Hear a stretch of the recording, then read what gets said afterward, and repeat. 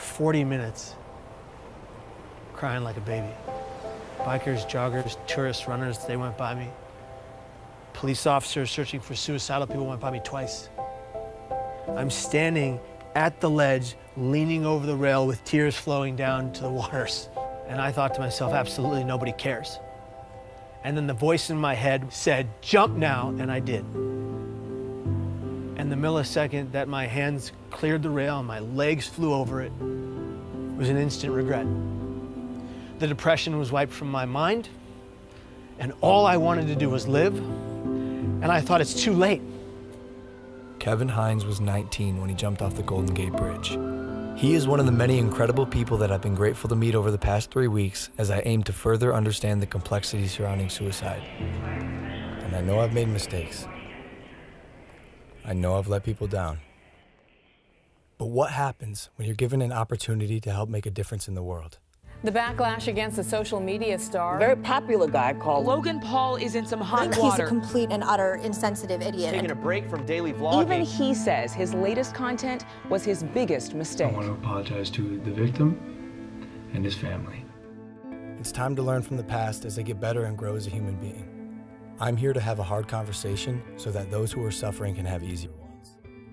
So I've never been so humbled in my life by a single event. Were you kind of shocked by it? I was shocked to discover just how big this is. You've never known anybody that killed themselves? No one. No one. And that was part of the problem, was just my ignorance on the subject. But in Ohio, where you come from, it's the second leading cause of death.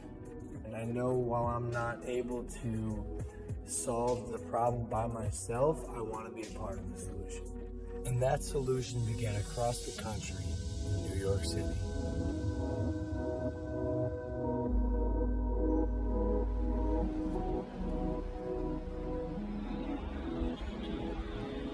We sat down with Dr. John Draper, director of the National Suicide Prevention Lifeline.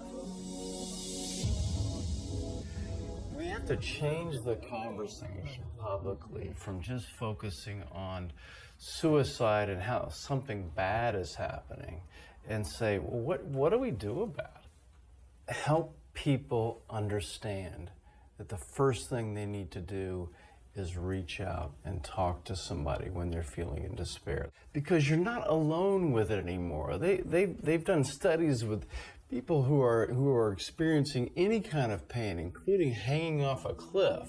You can hold on a lot longer if somebody is right there with you.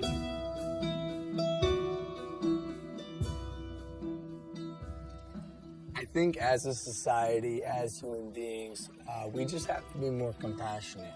And that includes me too. That's something I'm learning along this journey. And something else that Dr. Draper told me were the 5 steps that anyone can take to help prevent suicide. Step 1 is simply just ask. Ask yourself, ask others, are you thinking about suicide? And I know that sounds like a daunting question, but literally that question can save lives. Step 2, accordingly, would be just to listen.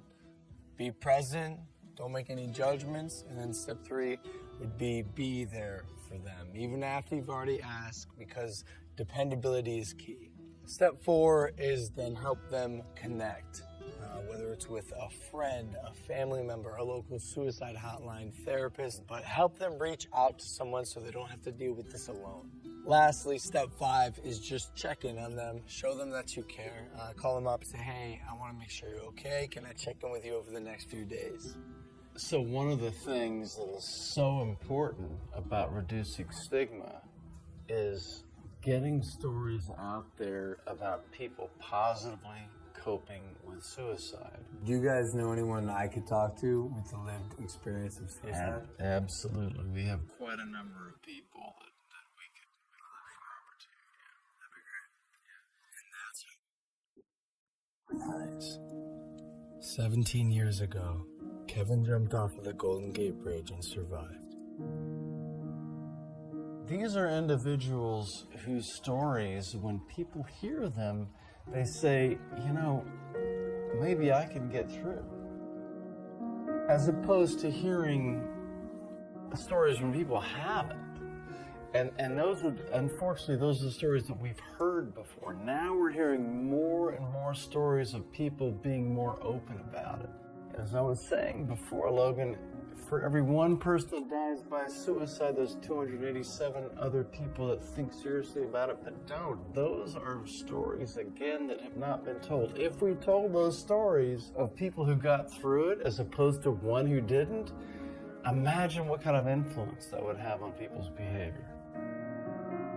When I found out that 1 in 6 high school kids seriously think about suicide, that's stunning.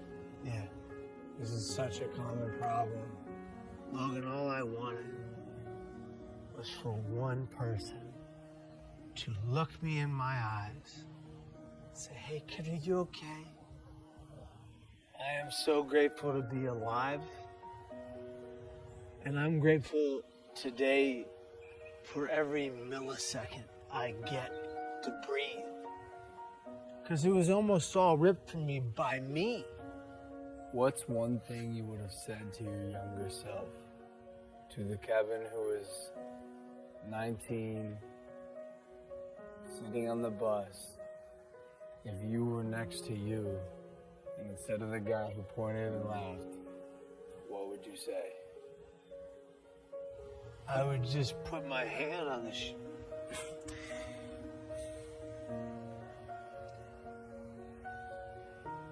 I would just put my hand on my shoulder and I would just say, I'm here for you. I got you. We need to be a society that comes together